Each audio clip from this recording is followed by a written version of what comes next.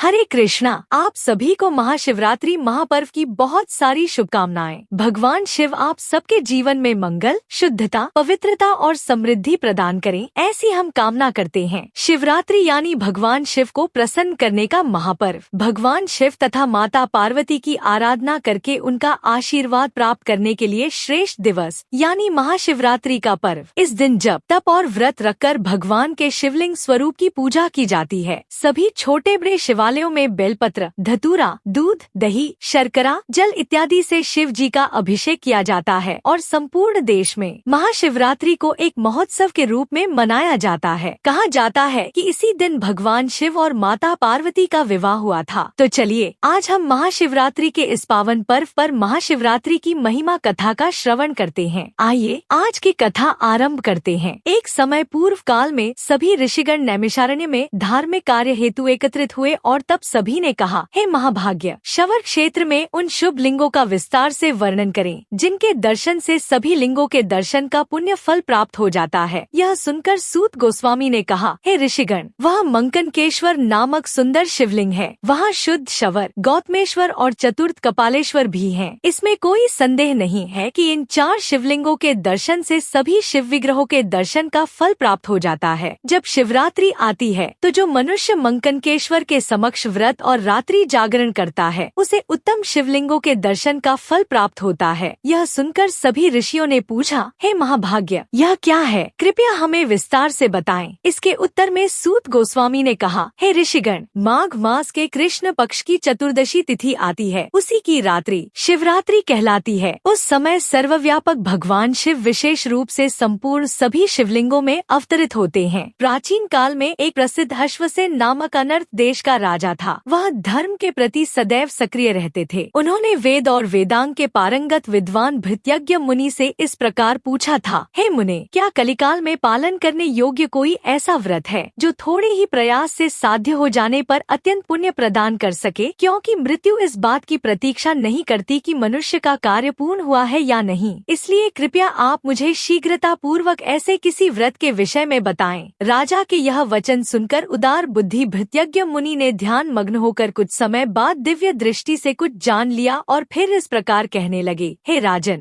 एक पवित्र व्रत है जिसे शिवरात्रि के नाम से जाना जाता है। जो भी मनोकामना के साथ व्यक्ति इस व्रत को करता है उसे अवश्य ही उस मनोकामना की प्राप्ति होती है। जो इसे निष्ठा पूर्वक करता है उसे मोक्ष की प्राप्ति होती है और संपूर्ण वर्ष में किए गए सभी पापों से भी मुक्ति मिलती है। शिवरात्रि की रात्रि में भगवान शिव इस संसार के सभी ही चल और अचल शिवलिंगों में स्थानांतरित हो जाते हैं और इसीलिए इस रात्रि को शिवरात्रि कहा जाता है। यह दिन भगवान शिव को अत्यंत प्रिय है। सभी देवताओं ने भी एक दिन सभी मनुष्यों पर अनुग्रह करने की इच्छा से भगवान शंकर से प्रार्थना की थी। उन्होंने कहा था, हे भगवान, समस्त पापों से भरे इस कलिकाल में कोई एक दिन ऐसा बताएं जो वर्ष भर के पापों की शुद्धि कर सके, जिसके द्वारा किए गए हों दान इत्यादि हम तक पहुँच सके। क्योंकि कलिकाल में अशुद्ध मनुष्य द्वारा दी गई कोई भी वस्तु हम तक नहीं पहुँचती। देवताओं के इस प्रकार पूछने पर स्वयं भगवान शिव ने कहा था, हे देवताओं, माघ महीने के कृष्ण पक्ष की चतुर्दशी की रात्रि को मैं मनुष्यों के वर्ष भर के सभी पापों को नष्ट करने के लिए पृथ्वी पर अवतरित होता हूँ। मैं सभी चल और अचल शिवलिंगों में निवास करता हूँ और उस रात्रि में जो भी मनुष्य इन मंत्रों से मेरी पूजा करेगा वह पाप रहित हो जाएगा। और यह मंत्र है, सद्योजाताय नमः, वामदेवाय नमः, अघोराय नमः, ईशानाय नमः, तत्पुरुषाय नमः। इस प्रकार गंध, पुष्प, चंदन, धूप, दीप और नैवेद्य द्वारा इन 5 मंत्रों से मेरे 5 मुखों की पूजा करके इस मंत्र का जप करें। गौरी वल्लभ देवेश सर्पा शशि शेखर वर्ष पाप विशुद्ध्यर्थम अर्घ्यम में गृह्यता प्रभो। इस मंत्र का अर्थ है, हे भगवान चंद्रशेखर, देवी पार्वती के प्रिय, सभी देवताओं के स्वामी और सर्पों की माला से सुशोभित आप वर्ष भर के पापों की शुद्धि हेतु मेरा यह अर्घ्य ग्रहण करें। अर्घ्य देने के बाद दान देना चाहिए और दान के बाद ब्राह्मण को भोजन, वस्त्र इत्यादि से सम्मानित करना चाहिए। उन्हें दक्षिणा देनी चाहिए। मंदिर में या किसी पवित्र स्थान में बैठकर धार्मिक ग्रंथों का श्रवण करना चाहिए। शिव महिमा का श्रवण करना चाहिए। हे देवताओं, जो भी मनुष्य इस प्रकार शिवरात्रि का व्रत करता है वह अपने सभी पापों की शुद्धि के लिए सर्वोत्तम तपस्या करता है। देवताओं की इस कथा को पूर्ण करते हुए ऋषि भृत्यज्ञ कहते हैं, हे नरश्रेष्ठ राजन, यह सुनकर सभी देवताओं ने भगवान चंद्रशेखर को प्रणाम किया और अपने अपने स्थान पर चले गए। फिर सभी देवताओं ने पृथ्वी के मनुष्यों को शिवरात्रि व्रत का पालन करने के लिए समझाने हेतु और उन्हें उपदेश देने के लिए नारद मुनि को भेजा। नारद मुनि पृथ्वी पर आए और सभी को शिवरात्रि की महिमा बताने लगे। जो भी मनुष्य अपने लिए धन और कल्याण की कामना करता है उसे यत्नपूर्वक शिवरात्रि व्रत करना चाहिए। शिव, नल, नहुष, मानधाता, धुंधुमार, सगर, युयुत्सु और अन्य महान पुरुषों ने भी शिवरात्रि व्रत का निष्ठापूर्वक पालन करके अपनी मनोवांछित वस्तुएं प्राप्त की।